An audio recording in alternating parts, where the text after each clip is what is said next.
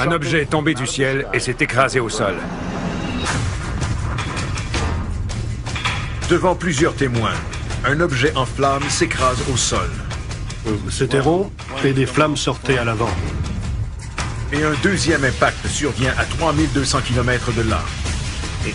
Personne ne devait les suivre. La technologie dévoile de nouvelles pistes sur l'un des sites. Ce n'est définitivement pas naturel. Et les témoins parlent d'hommes en noir sur un autre. Il faisait partie d'un organisme inconnu. Qui ou qu'est-ce qui s'écrase dans ces régions? Était-elle contrôlée de manière intelligente? Assurément. Que sait le gouvernement sur ces incidents? Je ne vois pas comment les militaires pourraient cacher ça. Voici l'enquête numéro 65303. Écrasement d'OVNI. Whatever it was, they wanted it back.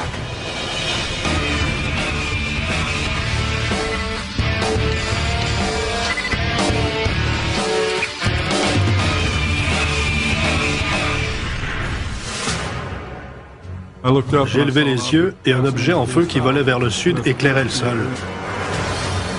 14 mai 2008. Needles, en Californie. Dans la noirceur du matin, vers 3 heures, un pêcheur voit quelque chose qu'il n'oubliera jamais.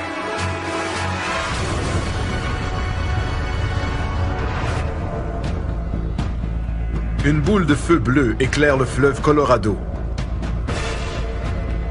Et quelques secondes plus tard, elle s'écrase dans le désert. Certains croient d'abord qu'il s'agit d'une météorite, mais ils ne peuvent pas expliquer la couleur étrange. Et ce n'est pas tout.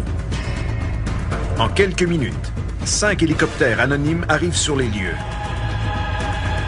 Des hélicoptères à double rotor de type militaire, dont l'un est muni d'une immense grue aérienne. Peu après, des témoins ont vu les appareils quitter les lieux en héliportant quelque chose. Selon les témoins oculaires, l'objet mesure environ 10 mètres de long et est aussi massif qu'un camion-citerne. Plus impressionnant encore, l'objet bleu brûle toujours.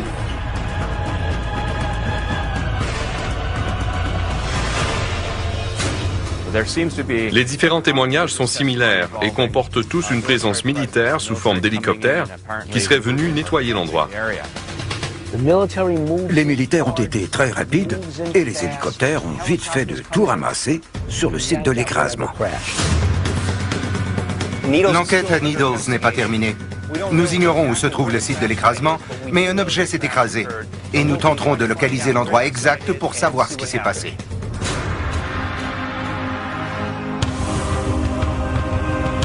L'enquête débute à Needles, avec la recherche de nouveaux indices. Des gens sont persuadés que le désert cache encore des preuves de l'écrasement mystérieux. Ted Ackworth tentera de trouver l'endroit précis où l'objet s'est écrasé. Si un objet volant s'est écrasé ici, c'est certain qu'il existe encore des preuves solides, physiques et scientifiques. Pat Oskert longera le fleuve à la recherche de marques au sol. En tant qu'enquêteur, c'est une belle occasion pour moi d'aller sur le terrain pour trouver des réponses. Bill Burns rencontrera des témoins oculaires qui ont assisté à l'incident en direct. Je veux savoir pourquoi les militaires continuent à nier qu'ils sont venus ici.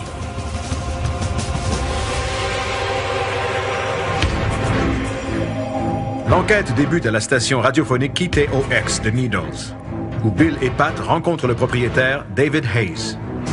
Nous essayons de savoir ce qui s'est vraiment passé le 14 mai. Je suis en compagnie de Bill Burns et de Pat Oskert. Si vous avez de l'information sur l'incident du 14 mai, appelez-nous. Selon David Hayes, de nombreux auditeurs ont appelé à la station le matin du 14 mai pour rapporter des faits. Et les appels continuent d'affluer. Nous allons prendre un appel. Bonjour, vous êtes en direct? L'objet avait-il une forme particulière?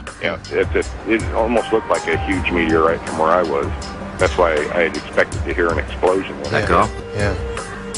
Plusieurs ont d'abord cru voir une météorite, mais ils ont changé d'avis en voyant la suite des événements. Je crois que cet objet sorti du ciel a été saisi ensuite, mais je n'ai aucune idée de ce que c'était, puisqu'ils l'ont ramassé tellement vite. Vite à quel point? Tout s'est fait en 20 minutes. Crois-tu qu'il était suivi? Je crois que oui. Autrement, comment aurait-il pu effacer toute trace aussi vite? Il savait que l'objet était là. Plusieurs témoins sont réticents à parler de l'événement en raison de l'implication des militaires. J'ai vu des véhicules sur l'autoroute et l'un d'eux était très étrange, avec des antennes et des dômes.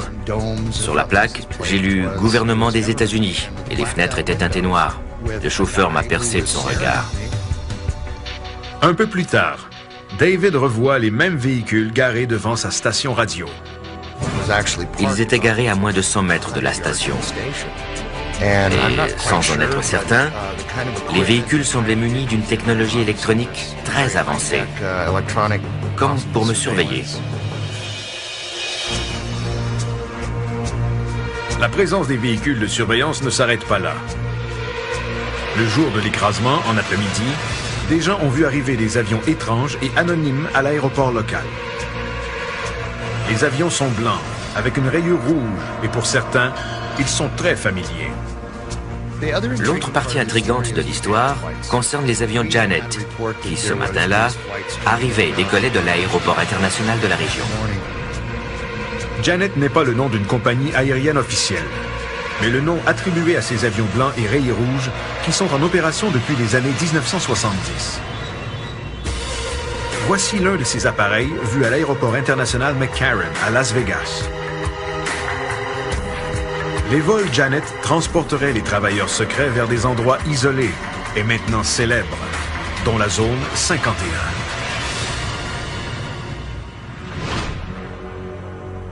Pourquoi les gens les voient-ils à Needles le lendemain de l'écrasement? Bill se rend à l'aéroport Laughlin Bullhead pour y rencontrer le directeur, David Gaines, dans l'espoir d'obtenir la réponse. Les avions gouvernementaux viennent-ils ici? Oui, surtout leurs avions militaires. Avez-vous déjà vu un avion de la flotte appelé Janet? Non. Avez-vous déjà vu ici un avion blanc avec une rayure rouge sur le côté et des hublots teintés noirs transportant des passagers secrets? Non. Vous n'avez jamais entendu parler de cet incident et vous n'en savez rien? Je n'y accorde aucune crédibilité parce que ça ne s'est pas passé ici. Si vous l'aviez vu, mais que vous aviez reçu l'ordre de ne rien divulguer, que me diriez-vous en ce moment? Je vous dirais qu'aucun avion blanc n'est venu ici et que personne n'est au courant de quoi que ce soit.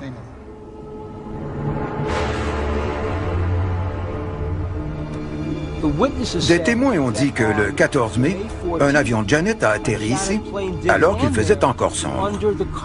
Mais David Gaines nie tout.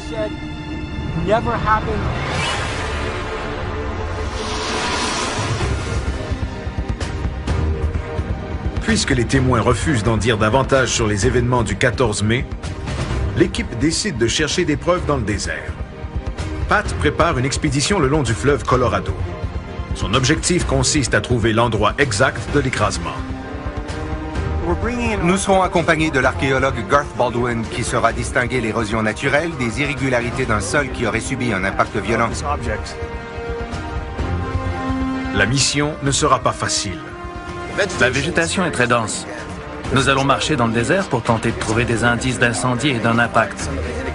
Si la nature a subi de tels chocs, les preuves devraient être apparentes. Fouiller le désert sera une tâche ardue. Mais de nouveaux développements pourraient aider l'équipe. Un témoin qui a entendu l'émission à la radio a décidé de parler. Il a une idée de l'endroit où s'est produit l'écrasement. Il s'appelle Frank Costigan. Un peu après 3 heures cette nuit-là, je suis sorti pour chercher mon chat et tout à coup, le sol a été éclairé. Pas au point de ressembler au lever du soleil, mais assez pour capter mon attention. Frank a beaucoup d'expérience en surveillance de vol d'avion. Avant de s'installer à Needles, Il était chef de police à l'aéroport international de Los Angeles. L'objet avait quelle forme? Il était rond et des flammes sortaient à l'avant, des flammes turquoises. Il était environ 5 à 6 fois plus long que large et je suis persuadé d'avoir entendu un boom supersonique quand il a ralenti jusqu'à la vitesse du son. S'est-il écrasé? Je ne sais pas.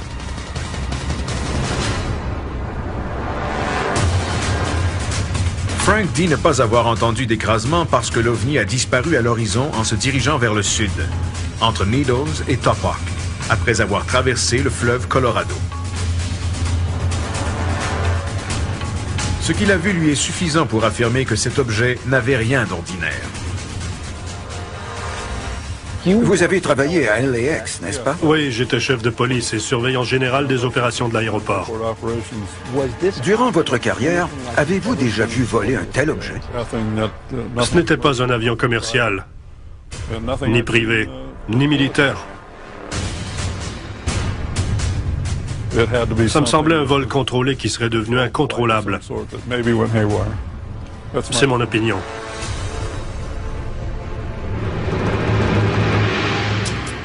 Si cet objet volant était contrôlé, qui le guidait et d'où venait-il?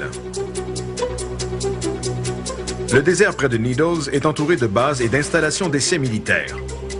Au nord-ouest se trouve le champ de tir naval de China Lake. À l'est sont situés le fort Irwin de l'armée et la base du corps des Marines appelée 29 Palms. Plus au sud, on retrouve le polygone d'essai Yuma, où l'armée teste l'artillerie expérimentale à longue portée. Et bien sûr, l'endroit le plus intrigant de tous, la zone 51, au nord de Needles. En d'autres mots, nous sommes au beau milieu d'une zone chaude d'essais militaires. Ici, l'armée teste et fait voler des appareils auxquels le commun des mortels n'ose même pas rêver. Deux théories sont possibles. La première, que ce vaisseau était extraterrestre. Et la deuxième, qu'il était une invention de l'homme. La réponse est peut-être entre les mains d'un témoin qui dit avoir entendu l'impact. J'ai regardé vers le ciel et il est apparu.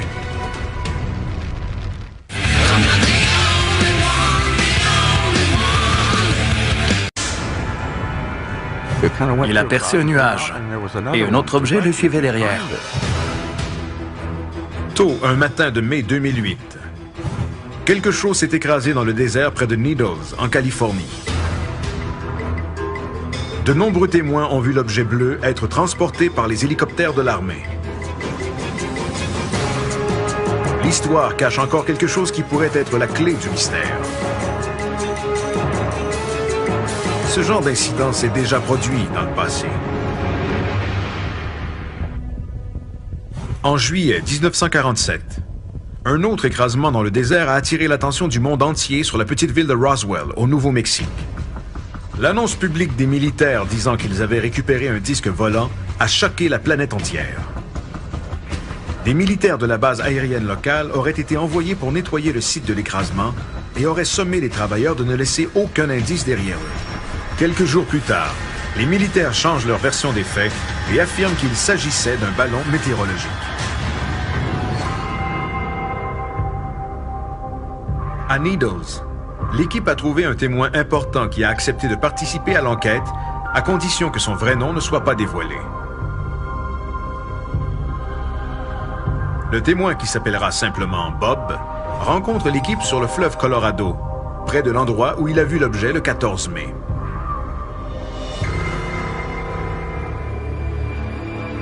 J'étais en train de pêcher et à 3 heures du matin, le devant du bateau s'est subitement illuminé.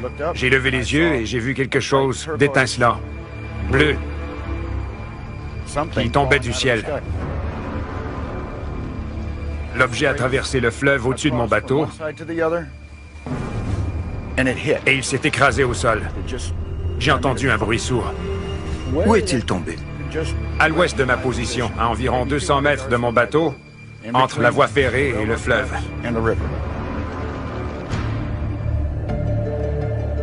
Bob explique qu'une quinzaine de minutes plus tard, des hélicoptères militaires sont arrivés. Un hélicoptère est apparu, puis un deuxième et un troisième. Le plus gros est arrivé peu de temps après. Il a volé au-dessus de mon bateau, s'est rendu au site de l'écrasement, il est descendu et quelques instants plus tard, il est reparti. Bob a non seulement vu les hélicoptères arriver, il a également été témoin de leur départ avec le présumé OVNI accroché au gros hélicoptère. Avez-vous vu l'objet être héliporté? Oui, monsieur. Et c'est à ce moment que j'ai vu la forme de l'objet, parce qu'il était éclairé par les autres hélicoptères. Et il était encore extrêmement chaud.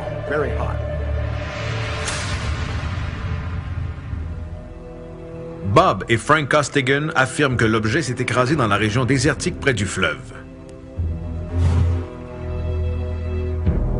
Les recherches débutent. L'archéologue Garth Baldwin cherchera des irrégularités au sol. On devrait voir plusieurs signes de l'impact. Nous cherchons des déplacements de sol, des marques différentes et des changements de texture dans le sable et la terre. La sauge et le gazon poussent très lentement. Alors toute différence devrait être facile à voir. Parfait. Je pense qu'on aura de la chance parce que les militaires ont nécessairement laissé des traces.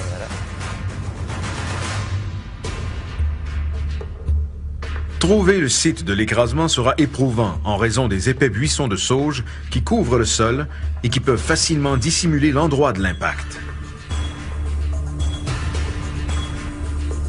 L'équipe décide donc de survoler la région à basse altitude.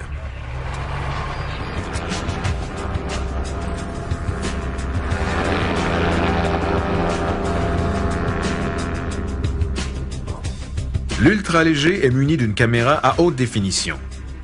Simultanément, Pat et Garth patrouillent le long de la berge du fleuve dans l'espoir d'apercevoir des indices. Ted et Bill, eux, refont le parcours de Bob en bateau. Quand nous serons prêts, on demandera à l'ultra-léger de survoler l'endroit, car du haut des airs, il est possible d'apercevoir des marques qu'on ne pourrait pas voir autrement. On arrive bientôt.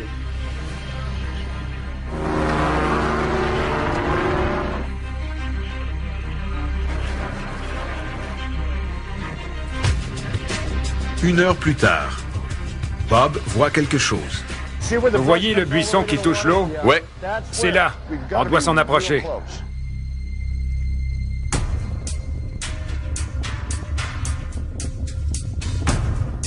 Bob reconnaît des points de repère, dont les lignes électriques et la topographie de la berge.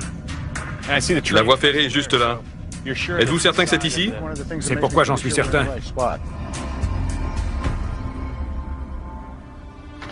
L'ultra-léger est appelé pour du soutien aérien.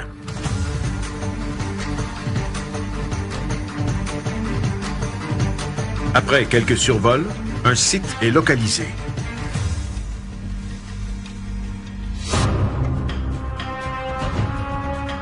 Notre pilote Glenn a cru voir un endroit brûlé au sud.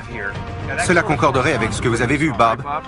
Effectivement, de notre position, ça s'est passé au sud. Les traces de brûlure résultent possiblement de l'écrasement de l'objet. Je propose d'effectuer des transects en S. Nous marcherons en formant des S, en équipe de 2, séparés de 20 ou 30 mètres de distance, pour couvrir une grande superficie rapidement. Partez d'ici, on partira de là et on se rejoindra. Allons-y avant que le soleil se couche.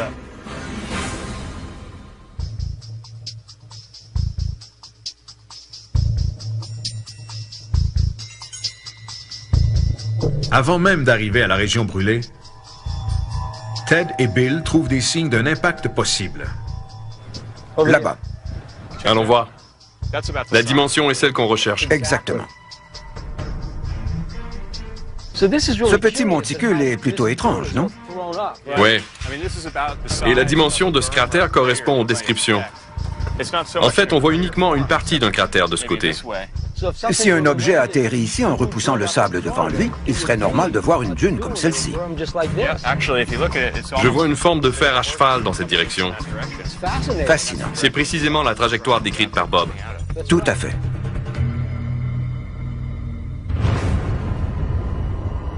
Ted demande à Garth de se joindre à eux.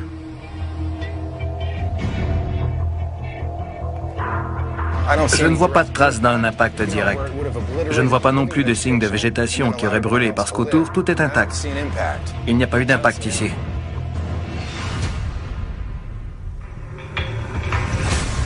Le site de l'impact est un peu plus reculé dans les terres. Quelques heures plus tard, l'équipe l'aperçoit. Tout a brûlé ici. Tout ce qu'on voit a brûlé. Bob a dit que l'objet soulevé par l'hélicoptère était encore en flammes. Mais il n'a pas parlé d'une explosion. C'est vrai. C'est un peu contradictoire. Garth explique pourquoi il a des doutes. Ces parcelles de terrain brûlées sont probablement le résultat de feux de broussailles. Plusieurs buissons ont brûlé ici et là, mais ça me semble naturel. Il y a de la végétation bien vivante tout autour, et de la vieille végétation très sèche, qui aurait pris feu s'il s'agissait de l'endroit de l'impact.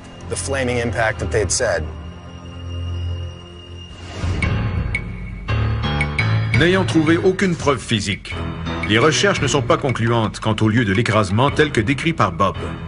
Mais avec autant de terrain à couvrir, il est peut-être caché quelque part.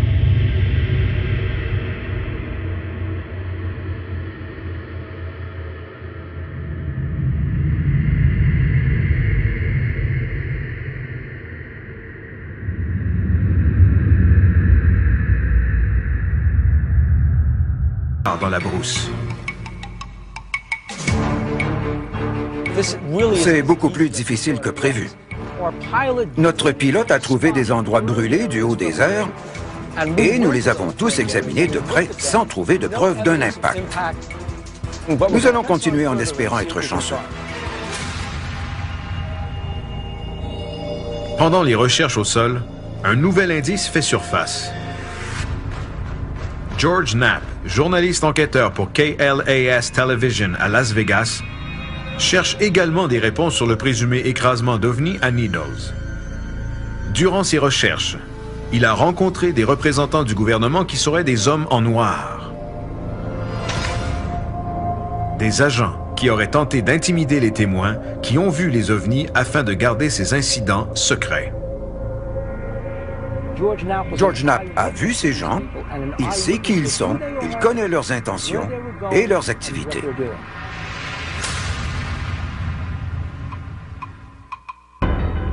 Pendant que Bill suit cette nouvelle piste, Ted et Pat tournent leur attention vers la Pennsylvanie, où l'enquête sur un écrasement d'OVNI dans la petite municipalité de Kecksburg vient de connaître un dénouement important. L'incident à Kecksburg est majeur pour les ovnistes. C'est le Roswell de la Pennsylvanie. Nous savons qu'un objet s'est écrasé, on l'a vu au bulletin de nouvelles. Nos nombreux instruments nous aideront premièrement à trouver le lieu de l'impact avec précision et ensuite à identifier ce qui se trouve sous le sol.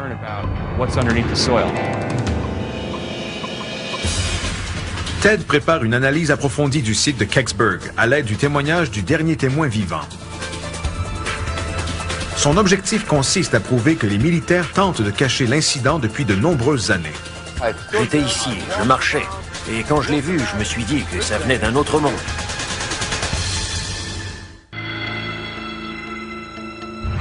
À Needles, en Californie, un objet éclatant qui semblait hors de contrôle s'est écrasé dans le désert. Les témoins disent qu'il a été récupéré par un groupe d'hélicoptères de l'armée. Mais l'incident ne s'arrête pas là. Des gens ont vu des avions anonymes se poser à l'aéroport local. Des avions identiques à ceux qui assurent le transport à la base militaire ultra-secrète appelée Zone 51. Ce genre d'incident est arrivé auparavant, et pas seulement à Roswell. Il y a 40 ans, un objet s'est écrasé dans la petite ville paisible de Kecksburg, en Pennsylvanie. L'objet en question n'était pas hors de contrôle. Et selon les témoins, quelqu'un devait être à ses commandes. Le 9 décembre 1965, vers 16h45, un objet qui ressemble à une boule de feu se déplace dans le ciel. Mais plusieurs sont persuadés qu'il ne s'agit pas d'une météorite, parce que l'objet se déplace trop lentement. Peu importe ce qu'il est devenu incontrôlable et s'est écrasé. Par la suite, le fil des événements est presque identique à l'incident récent à Needles. Est-ce une coïncidence? Ou y a-t-il un lien entre ces deux écrasements qui sont survenus à 43 ans d'intervalle? Le 9 décembre 1965, vers 16h45, un objet qui ressemble à une boule de feu se déplace dans le ciel. Mais plusieurs sont persuadés qu'il ne s'agit pas d'une météorite, parce que l'objet se déplace trop lentement. Peu importe ce qu'il est, il est devenu incontrôlable et s'est écrasé. Par la suite, le fil des événements est presque identique à l'incident récent à Needles. Est-ce une coïncidence? Ou y a-t-il un lien entre ces deux écrasements qui sont survenus à 43 ans d'intervalle? Bill Burns rencontre Stan Gordon, l'enquêteur principal du dossier Kecksburg. Il travaille sur cette affaire depuis plus de 2 décennies. Les témoins m'ont tous dit que l'objet a tourné pour se diriger vers Kecksburg. Il est descendu de la même manière qu'un atterrissage contrôlé. Et quelques instants plus tard, les gens ont vu s'élever dans la forêt une colonne de fumée bleue qui s'est dissipée très rapidement. Selon ses recherches, des centaines, voire des milliers de personnes dans les États du Michigan, de l'Ohio et jusqu'en Ontario au Canada ont vu l'objet pendant sa trajectoire qui s'est terminée au site de l'écrasement à Kecksburg. Les services de police et les stations télé et radio étaient inondés d'appels. Tandis que l'objet se dirigeait vers Westmoreland County, les médias de cette région étaient également débordés de témoignages. Les témoins valident les dires de Stan Gordon. Suite à l'incident, leur petite ville a été assaillie. Tous les témoins ont affirmé n'avoir jamais vu ce qu'ils ont vu cette nuit-là. Pat rencontre l'un des témoins, Bill Bulebush, qui a vu l'objet voler et s'écraser à Westmoreland County. Bill, que s'est-il passé? J'ai entendu un drôle de bruit et j'ai vu une boule de feu rouge venir dans ma direction. Je suis resté là à la regarder et elle a survolé la montagne, a tourné lentement et elle est ensuite revenue par ici. C'est à ce moment-là qu'elle a commencé à descendre. On aurait dit qu'elle cherchait un endroit où se poser. Était-elle contrôlée de manière intelligente? Assurément.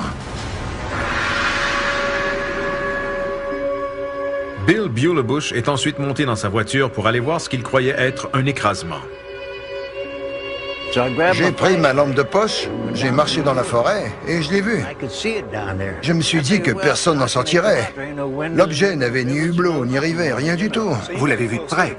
À moins de 3 mètres. Est-ce qu'il fumait? Oui, et ça sentait le soufre. Comme des œufs pourris.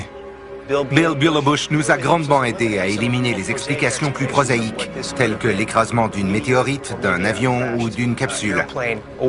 Il a vu la boule de feu tourner et il affirme hors de tout doute qu'elle était contrôlée de manière intelligente.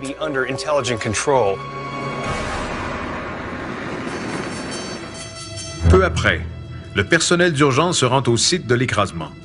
Le pompier volontaire Jim Romanski fait partie des premiers répondants et il est stupéfait par ce qu'il voit. J'étais estomaqué parce que je m'attendais à voir un avion. C'était plutôt un énorme morceau de métal, en partie enfoncé dans un fossé. Pouvez-vous décrire comment il était enfoncé? Il faisait nuit, mais j'ai vu des tas de branches autour parce que l'objet avait accroché des arbres en s'écrasant. Jim dit que l'OVNI avait la forme d'un gland, marqué d'inscriptions étranges tout autour. Cette description est rare. Les ovnis sont généralement triangulaires ou en forme de disque. Mais ce n'est pas tout. Ces étranges hiéroglyphes rappellent une autre enquête menée à Bentwaters, où un ovni se serait posé près d'une base militaire britannique en 1980. L'OVNI arborait également des hiéroglyphes semblables à ceux dont parlent les témoins à Kecksburg. Aviez-vous déjà vu ça? Non, jamais de ma vie. J'étais ici, je marchais, et quand je l'ai vu, j'ai bien examiné cette chose. J'ai réfléchi, et je me suis dit que ça venait d'un autre monde.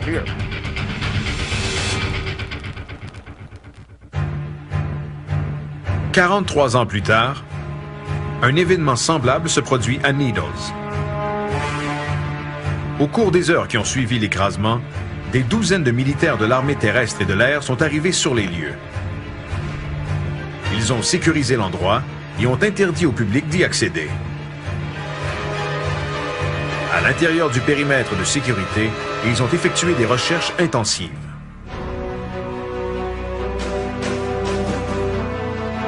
Bob Gaddy, journaliste au Greensburg Tribune, a été envoyé au site de l'écrasement et il se souvient très bien de la présence intimidante des militaires. À mon arrivée, il y avait déjà au moins une douzaine de militaires sur les lieux,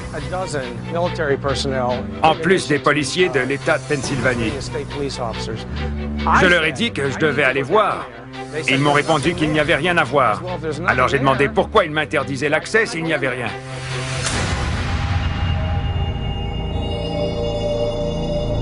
Bob Gaddy dit à Pat que les militaires et non les policiers étaient clairement en charge des opérations. Dans une situation à l'apparence civile, je n'ai jamais vu de militaires prendre le contrôle du site d'un accident. Pourquoi l'armée était-elle sur place? Les militaires nous ont arrêtés, ils étaient armés et j'ai donc cessé d'avancer, ainsi que mon collègue Ron. Nous leur avons parlé quelques instants et on nous a dit de retourner d'où on venait. Il m'a pointé du doigt en disant que personne ne devait les suivre.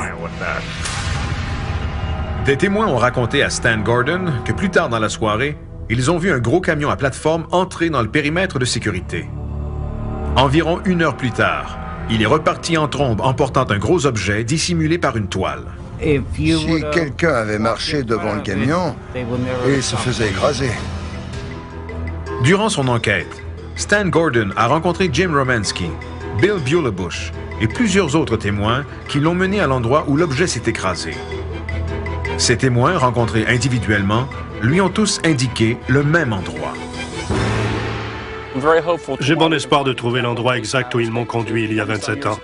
Il y a manifestement eu un écrasement et j'apporterai un géoradar qui nous aidera à trouver de nouvelles preuves. Non seulement Stan a rencontré des témoins qui nous ont indiqué le même endroit, mais les chances que nous y trouvions des débris sont excellentes. Les témoins et les enquêteurs ont déjà scruté cet endroit, mais jamais avec de l'équipement technologique moderne. Ces marques pourraient-elles indiquer qu'un objet s'est écrasé ici? Est-ce possible? C'est possible.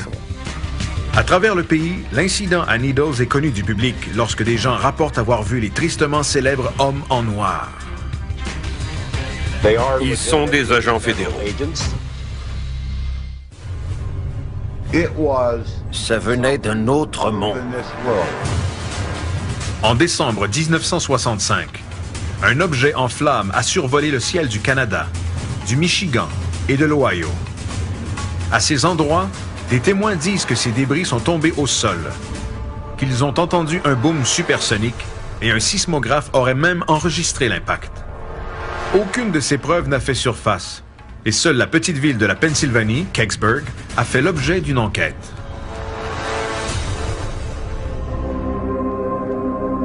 Plusieurs témoins ont rapporté que c'est dans ce ravin que s'est écrasé l'objet en forme de gland, marqué de hiéroglyphes. Cet endroit est maintenant devenu le point central de l'enquête. L'équipe est accompagnée du chercheur Stan Gordon, du géologue Steve Kite et du spécialiste en électromagnétisme Pete Hutchinson. Gordon compare l'endroit à une photographie qu'il a prise en 1985 et croit se trouver à l'emplacement où l'OVNI s'est écrasé. Cet endroit correspond-il à la photo? Ted, ça ne pourrait pas correspondre davantage.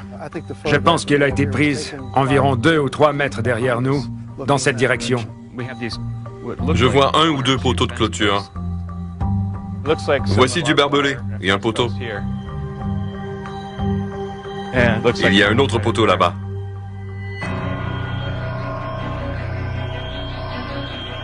Les poteaux de clôture identifiés grâce à la photographie de Stan Gordon et les témoins sur place indiquent que l'écrasement s'est bel et bien produit à cet endroit. Pourtant, pendant des années, les sceptiques ont clamé que les dommages subis par le ravin avaient été causés par une sonde spatiale russe.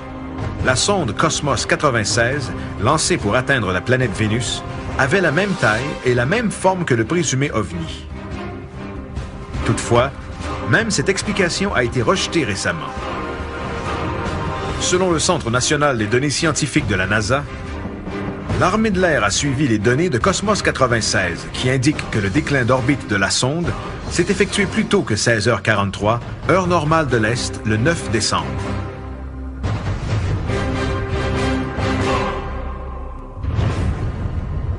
L'intérêt de la NASA envers cet écrasement remonte à plus loin dans le temps. À cet endroit précis, en 1965, des témoins ont vu des représentants de la NASA collaborer avec les militaires. J'ai vu des hommes de la NASA en uniforme et certains portaient des combinaisons blanches.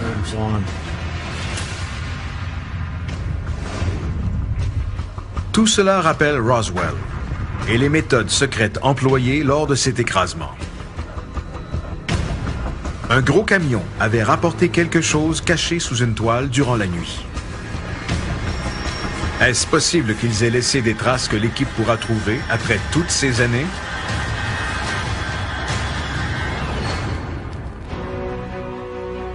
Pete Hutchison a plusieurs instruments scientifiques pour analyser le sol. Nous allons examiner le sol attentivement pour tenter de trouver des preuves enfouies de l'écrasement qui s'est produit ici il y a 43 ans.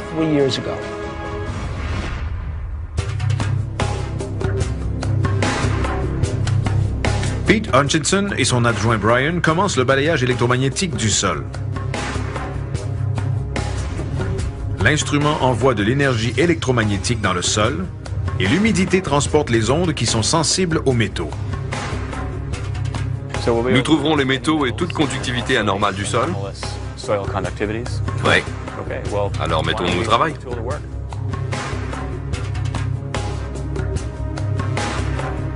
Durant leur recherche, le balayeur identifie la conductivité métallique,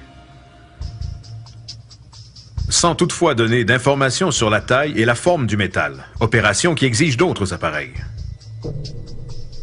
De nombreuses anomalies apparaissent sur la carte en 2 dimensions. Le rouge indique un niveau plus élevé, mais de quel ordre? Manifestement, il y a du métal enfoui à cet endroit. Est-ce un élément qui découle de la nature? En noir, on voit ce qui est naturel et ça exclut la partie en rouge. Ces marques pourraient-elles indiquer qu'un objet s'est écrasé ici? C'est possible? C'est possible.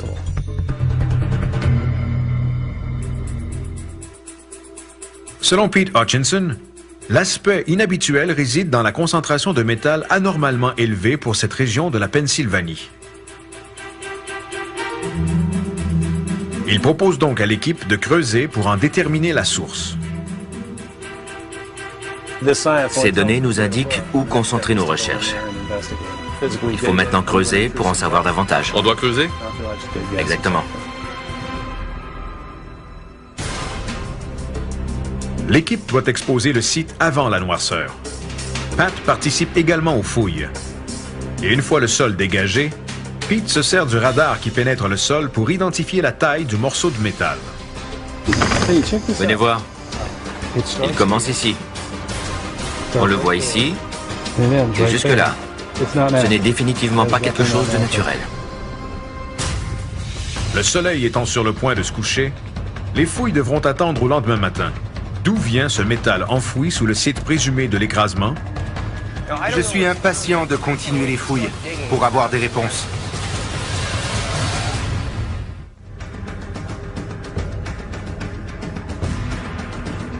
Dans le cadre de l'enquête sur l'OVNI qui se serait écrasé à Kecksburg, un radar pénétrant le sol a révélé une source métallique anormale à l'endroit exact où des témoins croient qu'un OVNI s'est écrasé en 1965.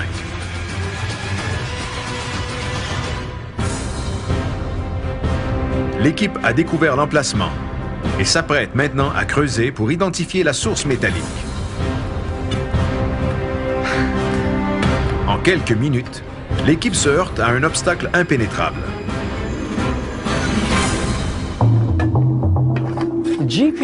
Le radar nous a indiqué une conductivité métallique et nous sommes confrontés à un lit rocheux. L'objet peut être dissimulé sous la pierre, mais cette possibilité est très peu probable. Le radar a peut-être capté des résidus métalliques de l'objet sur la pierre.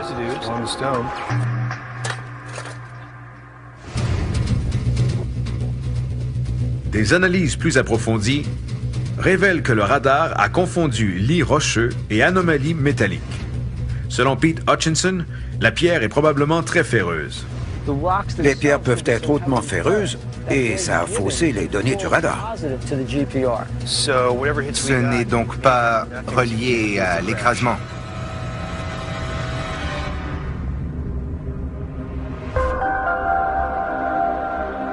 Malgré le faux signal généré par le lit rocheux, les témoignages et les entrevues individuelles qui ont soulevé les mêmes faits rendent ce site intéressant.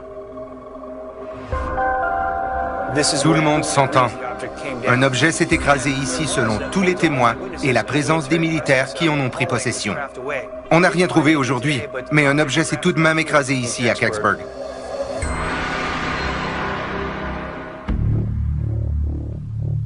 Bill reporte son attention à Needles.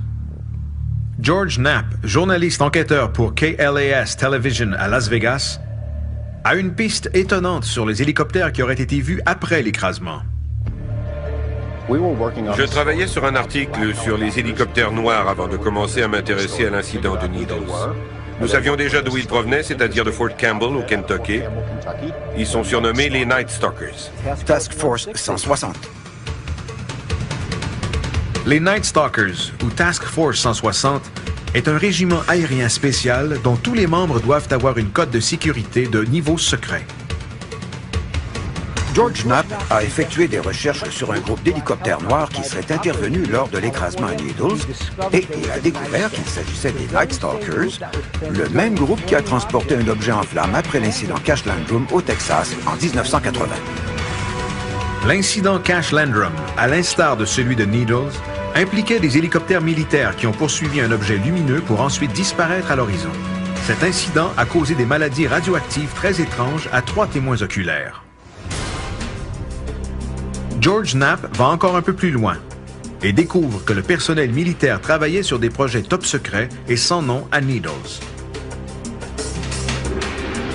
S'agit-il des hommes en noir mentionnés par plusieurs témoins oculaires? Ces hommes sont partis de Needles pour retourner à Las Vegas. Et à bord de leur véhicule, ils se sont arrêtés près de nous, ont laissé leur véhicule en marche et sont venus nous parler. Ils nous ont dit être des agents fédéraux sans jamais nous mentionner de quel organisme ils faisaient partie. Et ils nous ont dit qu'ils transportaient des armes nucléaires. La présence de ces agents à Needles demeure toutefois un mystère. Ce groupe est entraîné et dangereux. On parle de commandos qui transportent toutes sortes d'armes.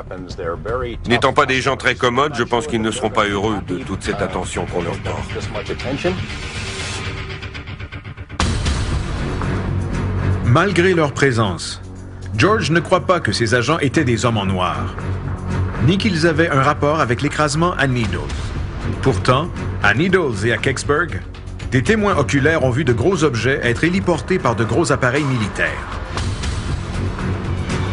Si cette agence mystérieuse n'était pas en charge, qui l'était? Nous avons un tas de récits de gens qui ont vu des hommes d'une agence fédérale étrange dans des VUS noirs à Needles le lendemain de l'écrasement d'un présumé ovni. Ces récits sont véridiques. Peu importe ce qui s'est passé, des avions de la zone 51 ont été vus à proximité. Les hélicoptères qui ont apporté l'objet étaient peut-être impliqués dans un autre incident où des gens ont été exposés à des radiations. On sait maintenant avec certitude que des agents fédéraux se trouvaient dans la région de Needles et qu'ils possédaient des armes nucléaires. Cet objet qui s'est écrasé aurait-il un lien avec un appareil qui transportait une technologie nucléaire? Émettait-il des radiations et était-il secret au point d'être basé à la zone 51? Ce qui nous manque, ce sont des preuves irréfutables qu'un écrasement s'est produit. Nous savons que les militaires cachent de l'information. Ils arrivent sur les lieux, transmettent de la fausse information, et ensuite ils nient tout ce qui s'est passé. Les sites d'écrasement étant nettoyés au point de ne laisser aucune trace, sous-entendent-ils que ces incidents menacent la sécurité nationale? Peu importe ce qui tombe du ciel, les militaires tiennent à garder ces événements secrets.